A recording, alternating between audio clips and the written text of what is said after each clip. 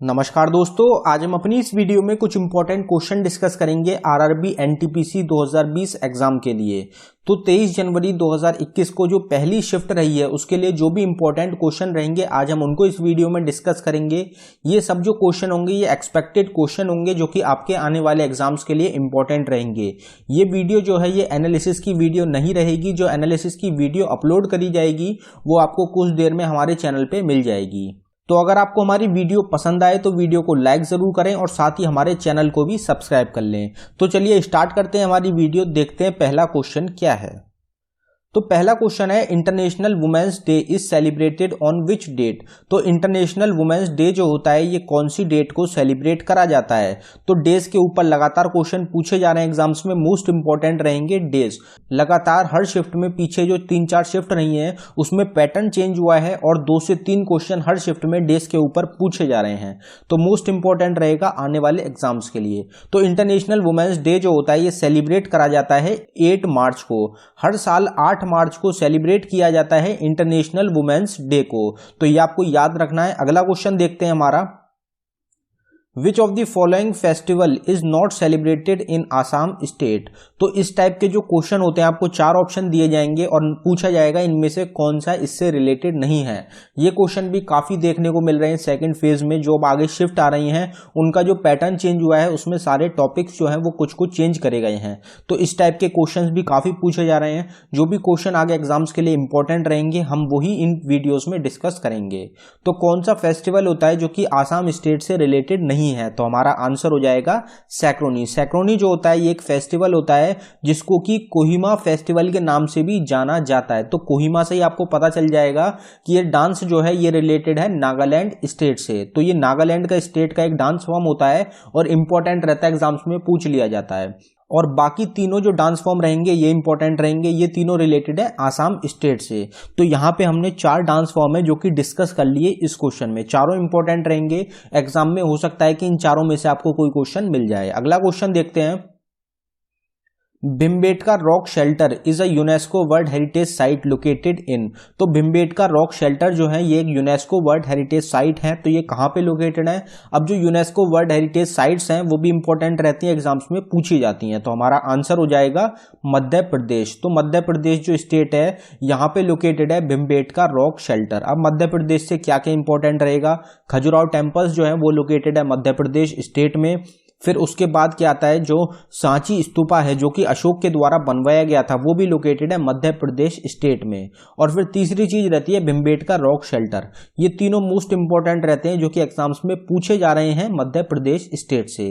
अगला क्वेश्चन देखते हैं, what is the full form of PETA. PETA जो होती है, कल एग्जाम में क्वेश्चन पूछा गया था कि पेटा जो है ये हिंदुस्तान में कब फाउंड करा गया था। तो आपका आंसर था 2000 में फाउंड करा गया था पेटा को हिंदुस्तान में। पेटा की फुल फॉर्म क्या होती है ये हो सकता है आगे एग्जाम में पूछा जाए क्योंकि रिलेटेड क्वेश्चन ही बन रहे हैं एग्जाम्स में। तो पेटा की फुल फॉर्म होगी people for the ethical treatment of animals.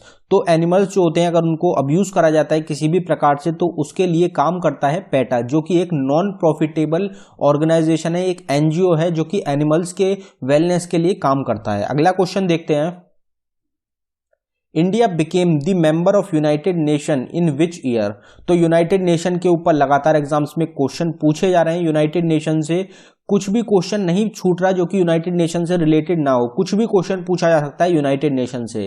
तो यूनाइटेड नेशन का मेंबर भारत कौन से साल में बना था। तो हमारा आंसर हो जाएगा 1945। भारत जो है ये फाउंडिंग मेंबर में से है यूनाइटेड नेशन का। तो ये आपको याद रखना है, जो 50 फाउंडिंग मेंबर्स थे यूनाइटेड नेशन के उनमें भारत भी शामिल था।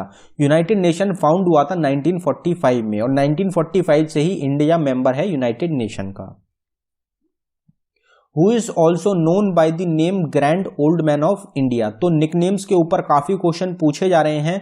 जो हमारे फ्रीडम फाइटर्स हैं उनसे रिलेटेड जो भी निकनेम रहेंगे मोस्ट इंपॉर्टेंट है, एग्जाम्स में लगातार रिपीट हो रहे हैं। तो किसको grand old man of India के नाम से जाना जाता है। तो हमारा आंसर हो जाएगा दादा भाई नरोजी। दादा भाई नरोजी जो है इनको grand old man of India के नाम से भी जाना जाता है। अगला क्वेश्चन देखते हैं, Indira Gandhi glass house is located in. तो इंदिरा गांधी से रिलेटेड काफी क्वेश्चन पूछे जा रहे हैं। इंदिरा गांधी इंटरनेशनल एयरपोर्ट कहाँ पे है? दिल्ली में लोकेटेड है, ये पूछा जा चुका है। इंदिरा गांधी टुलिप गार्डन कहाँ पे? जम्मू एंड कश्मीर में, ये क्वेश्चन पूछा जा चुका है। और भी इंदिरा गांधी से रिलेटेड क्वेश्चन पूछे गए। इंदिरा गांधी का जो मेमोरियल है वो कहाँ पे लोकेटेड है? इंदिरा गांधी का जो समाधि स्थल है वो कहाँ पे लोकेटेड है? तो इंदिरा गांधी ग्लास हाउस जो है ये कहाँ पे है? ये है हुबली कर्नाटका में। तो हुबली जो जगह है कर्नाटका में, वहां पे लोकेटेड है Indira Gandhi glass house. Which team has one the Ranji trophy 2019-20? तो जो टूर्नामेंट्स जीते गए हैं 2020 में वो इंपॉर्टेंट रहेंगे और जो अपकमिंग टूर्नामेंट्स हैं वो भी इंपॉर्टेंट रहेंगे। तो रणजी ट्रॉफी 2019-20 जो है ये कौन सी टीम के द्वारा जीती गई? तो हमारा आंसर हो जाएगा सौराष्ट्र। तो सौराष्ट्र जो टीम है इनके द्वारा जीता गया है रणजी ट्रॉफी 2019-20 को, और ये इनका पहला टाइटल है, इसलिए मोस्ट इंपॉर्टेंट रहेगा। सबसे ज्यादा टाइटल जीते गए हैं मुंबई के द्वारा। अगला क्वेश्चन देखते हैं, what is the capital of सेशल? तो सेशल जो आइलैंड है हिंदुस्तान के अफ्रीका की साइड एक सेशल आइलैंड पड़ता है, तो इसकी जो कैपिटल है वो क्या है? तो हमारा आंसर हो जाएगा विक्टोरिया। तो विक्टोरिया जो है ये कैपिटल रहेगी सेशल की। अब जो सेशल सिटी है यहाँ की, वहां पे लोग ज्यादा टिक कर आते हैं, तो आपको याद रखना है कि सेशल की सेशल नहीं है बल्कि विक्टोरिया कैपिटल है सेशल्स की। द शक्ति military exercise is a exercise between India and dash. तो ये क्वेश्चन पहले एग्जाम्स में पूछा जा चुका है कि शक्ति मिलिट्री एक्सरसाइज जो है ये कौन कौन सी कंट्री के बीच में होती है? तो हमारा आंसर हो जाएगा इंडिया और फ्रांस। तो इंडिया और फ्रांस जो है इन दोनों के बीच में एक मिलिट्री एक्सरसाइज रहती है जिसका नाम रहेगा शक्ति military exercise. World consumer rights day is observed every year on. तो ये दूसरा क्वेश्चन है हमारा डेज के ऊपर, क्योंकि 2 से 3 क्वेश्चन हर शिफ्ट में पूछे जा रहे हैं। तो वर्ल्ड कंज्यूमर राइट्स डे कब होता है? तो हमारा आंसर हो जाएगा 15 मार्च। 15 मार्च को हर साल ऑब्जर्व किया जाता है वर्ल्ड कंज्यूमर राइट्स डे को। Who is the winner of Bahrain F1 grand prix 2020? तो बहरेन F1 ग्रैंड प्रिक्स 2020 में किसके द्वारा जीता गया? तो ये जो ग्रैंड प्रिक्स टूर्नामेंट्स होती हैं ये रिलेटेड होती हैं सभी रेसिंग से, और रेसिंग के जो मेन प्लेयर हैं जो कि सबसे ज्यादा रेसिंग टूर्नामेंट्स जीते हैं वो कौन रहेंगे? तो वो रहेंगे लुइस हैमिल्टन। लुइस हैमिल्टन जो है इनके द्वारा जीता गया है बहरेन F1 ग्रैंड प्रिक्स 2020। अगर आपको ग्रैंड प्रिक्स दिखेगा किसी भी क्वेश्चन में, आपसे ग्रैंड प्रिक्स से रिलेटेड क्वेश्चन पूछा जाए और अगर आपको आंसर नहीं पता हो तो आप लुइस हैमिल्टन पे टिक करिए। 90% चांस रहेगा कि आपका वो आंसर करेक्ट हो जाए, क्योंकि लुइस हैमिल्टन के द्वारा 80 से 90% टूर्नामेंट से जो कि जीते गए हैं। अगला क्वेश्चन देखते हैं, who is the current minister of tribal affairs? तो ट्राइबल अफेयर मिनिस्टर कौन है हिंदुस्तान के? तो हमारा आंसर हो जाएगा अर्जुन मुंडा। अर्जुन मुंडा जो है ये ट्राइबल अफेयर मिनिस्टर है हिंदुस्तान के। In which year national institute of information technology established? तो जितने भी नेशनल इंस्टीट्यूट हैं, जो हमारी नेशनल ऑर्गेनाइजेशन है, नेशनल इंस्टीट्यूट्स हैं, सबसे ज्यादा इंपॉर्टेंट क्वेश्चन बन रहे हैं इनसे एग्जाम में। पिछली जो शिफ्ट रहा था, जो पहला फेज रहा था, उसमें इंटरनेशनल ऑर्गेनाइजेशंस पे ज्यादा फोकस था, और अब जो है यूनाइटेड नेशन पे और इंडियन नेशनल ऑर्गेनाइजेशंस पे, उन पे ज्यादा फोकस चल रहा है। तो इंडियन नेशनल ऑर्गेनाइजेशंस जो हैं उनसे रिलेटेड क्वेश्चन जो भी बैठ रहे हैं उनको आप तैयार करें। तो national institute of information technology कब स्टैब्लिश हुआ था? तो हमारा आंसर हो जाएगा 1981 में स्टैब्लिश हुआ था national institute of information technology. Barapani falls are located in which state of India? तो बारापानी फॉल्स, इनको बहरापानी फॉल्स के नाम से भी बोला जाता है। बहरापानी इसलिए बोला जाता है इनको क्योंकि इनकी जो साउंड होती है वो इतनी तेज होती है कि वो ये किसी व्यक्ति को बहरा भी कर सकते हैं, इसलिए इनको बहरापानी फॉल्स के नाम से जाना जाता है। तो ये कहाँ पे लोकेटेड है? तो हमारा आंसर हो जाएगा उड़ीसा। तो उड़ीसा स्टेट में लोकेटेड है बहरापानी फॉल्स। अब आपको पता होगा कि सिमलीपल नेशनल पार्क जो है वो भी लोकेटेड है उड़ीसा स्टेट में। तो बहरापानी फॉल्स जो आते हैं ये सिमलीपल नेशनल पार्क के अंदर आते हैं, तो ये आपको पता होना चाहिए, मोस्ट इंपॉर्टेंट क्वेश्चन।